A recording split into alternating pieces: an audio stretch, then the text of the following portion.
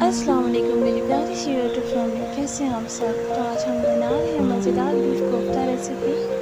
तो आ जाइए, चलिए बनाते हैं। अच्छा जी, तो हम बीफ का कीमा लेंगे 1 किलो के करीब और उसको बारीक चॉप करवा लेंगे।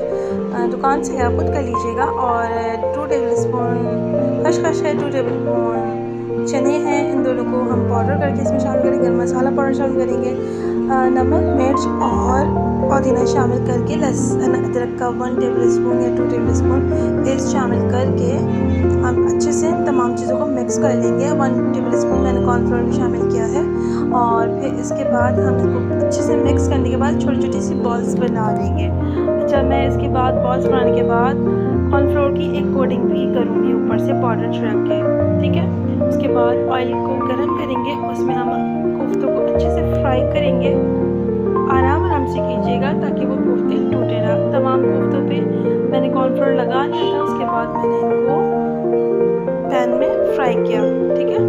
और जब ये हल्के से ऊपर से कलर चेंज हो जाएगा, फ्राई हो जाएंगे, तो टूटने का डर नहीं होगा। उसके बाद हम इसको तेल में से निकाल के बाहर रख देंगे और फिर हम इसका मसाला तैयार करेंगे, ठीक है। मसाला तैयार करने के लिए मैंने 2 अदद दरमियानी साइज़ की प्याज ली थी, इनको ब्राउन किया था और 2 टेबल स्पून लहसुन अदरक का पेस्ट शामिल किया था। फिर तमाम हल्दी नमक मिर्च धनिया गरम मसाला तमाम मसाले मैंने दही में 1 पाव दही ली थी, उसमें शामिल करके ऑयल में शामिल कर दिए थे। अब मैं इनको भूनूंगी और आलू और टमाटर उनको मैंने कट करके लिए थे, 1 अदद टमाटर था, ठीक।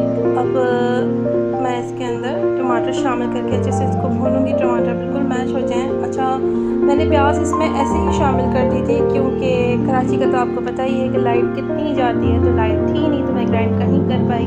मैंने प्याज इसमें ऐसे ही शामिल कर दी थी, लेकिन आप लोग ज़रूर ग्राइंड करके शामिल कीजिएगा। वक्त कम था वरना मैंने इंतज़ार करती।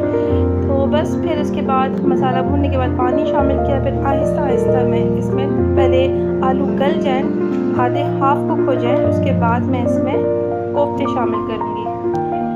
बस फिर मैंने आहिस्ता आहिस्ता इसमें कोफ्ते शामिल किए। कोफ्ते शामिल करने के बाद हम इसमें चमचा नहीं चलाएंगे वरना कोफ्ते टूट जाएंगे। आराम से चमचा चलाएंगे, बिल्कुल इनको अंदर बस डिप करना है शोरबे के अंदर और फिर पकने के लिए छोड़ देना है। अगर आप मेरे चैनल पे नए हैं तो मेरे चैनल को लाइक कीजिए, सब्सक्राइब कीजिए और मेरी वीडियो को फुल वॉच कीजिएगा। बना के ज़रूर देखिएगा। ये रेसिपी मेरे हिसाब से जैसे मैं बना रही हूँ बहुत आसान तरीका है। लोग बहुत परेशान होते हैं कोफ्ते बनाने से, हिचकिचाते हैं कि बहुत मुश्किल होते हैं, बहुत टाइम लगता है, लेकिन ऐसा कुछ भी नहीं होता। आप जिस काम को दिल से करें और मोहब्बत से करें अपने प्यारों के लिए, तो बहुत ईजी हो जाता है सब कुछ। बस मैंने कोफ्ते शामिल किया और फिर मैं इसको डिप कर रही हूँ शोरबे में और मैं इसको पकने के लिए छोड़ दूँगी आधे पौने घंटे के लिए। जब शोरबा मेरी मर्ज़ी के मुताबिक गाढ़ा हो जाएगा तो फिर मैंने उसके अंदर गरम मसाला पाउडर शामिल किया, थोड़ा सा जायफल जावित्री पाउडर शामिल किया और उसको दम पे रख दिया था। गाढ़ा हो गया है शोरबा, तकरीबन इतना ही चाहिए था मुझे, तो मैंने हरा धनिया हरी मिर्ची शामिल करके इसको दम पे रख दिया था। बस 15 मिनट दम पे रखिए, फिर आपके कोफ्ते लजीज़ कोफ्ते तैयार हैं। अगर आप बना के देखिएगा मेरी रेसिपी से और अपना फीडबैक मुझे ज़रूर दीजिएगा। अपनी दुआओं में मुझे याद रखिएगा, अपना बहुत ख्याल रखिएगा, अपने प्यार का बहुत सारा ख्याल रखिएगा। मिलते हैं इंशाल्लाह नेक्स्ट रेसिपी के साथ। अल्लाह हाफ़िज़।